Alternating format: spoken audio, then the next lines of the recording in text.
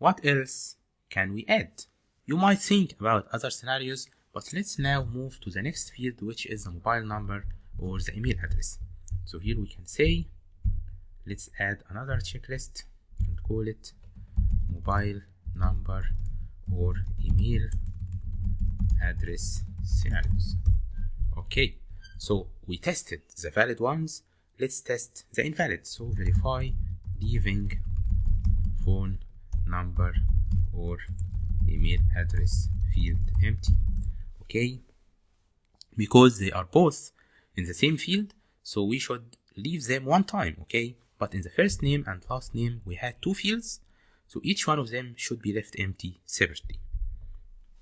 Of course, when we leave any field empty, we should fill all other fields with valid data in order to test the error message that appears to the user. Let's add another one.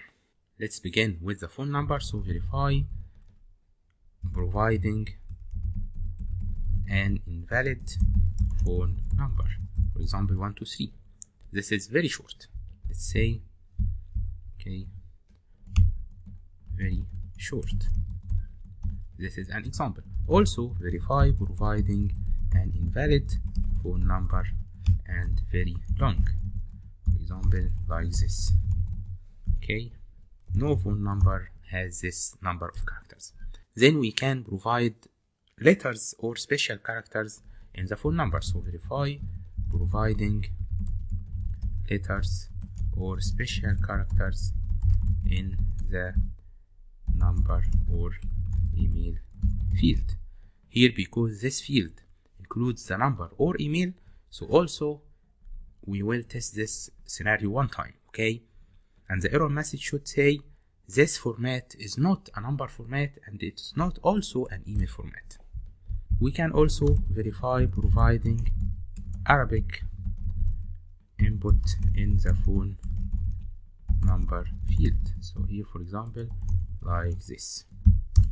Then the email, we can verify registration using an already used email. Okay, you can say that we should verify registration using an invalid format email. Well, this was correct previously when we had a separate field for the email.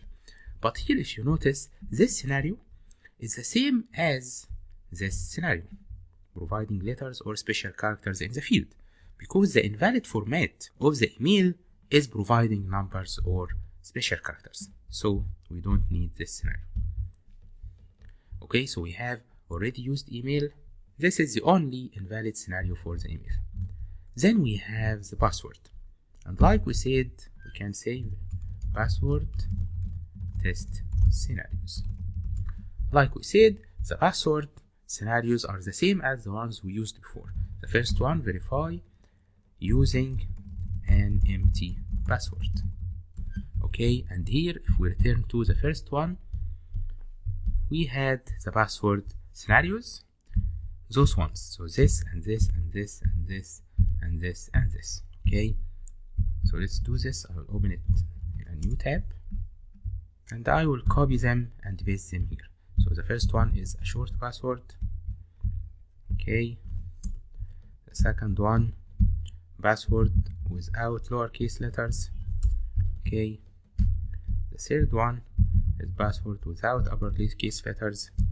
Then password without any letters. Then password without any numbers. I made a mistake in this scenario. It doesn't include any numbers. We should say here, for example, DE. Let's edit it here. Okay, so here like this. Then password doesn't include any special characters, this one, and then this is the list of passwords. Okay, so after the password we have the date of birth and the gender. So for the date of birth we can add checklist date of birth scenarios. In Facebook we have a special situation. I will open the registration page in order to explain it. So like you see in Facebook, if we create a new account, here's the date of birth. The valid date of birth is any date of birth between, for example, 13 years and 120 years, for example, okay? So we need to test the valid age. And we need also to test the invalid age. The invalid age, for example, less than 13 or more than 120. So if we do this, new tester at gmail at okay, I will re-enter the email, and then let's mail. So if I provide this date of birth, it's okay. Okay, this is a valid date of birth. What if we create a user who is born after 207? So like you see, it's accepted. 208 accepted, 209 accepted, 210 also accepted, 11 okay, 12, 20 we have an error. Why? He says it looks like you have entered the wrong info, because it is not logical that there is a kid less than 2 years who is registering to Facebook. So this is an invalid scenario. If we write here, verify registration using a very young age, for example 2 years. This is the first scenario. Then let's go, and here we have the date of today. This is the maximum address that I can choose. Can I choose something in the future? Also, it is a wrong info, so we can test this also.